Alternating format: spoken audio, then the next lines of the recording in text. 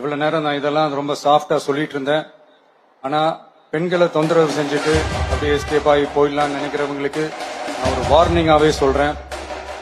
பெண்கள் பாதுகாப்பை டிஸ்டர்ப் பண்றவங்க யாரா இருந்தாலும் அது சகிச்சுக்கவே முடியாது.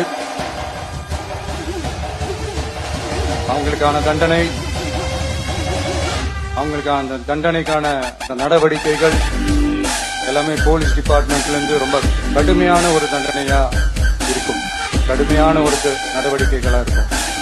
இந்த தண்டனை அவங்களுக்கான அந்த சார்ஜ் ஷீட் எல்லாமே ரொம்ப ஃபாஸ்டா ஸ்பீடா அது செயல்படுத்தப்படும்.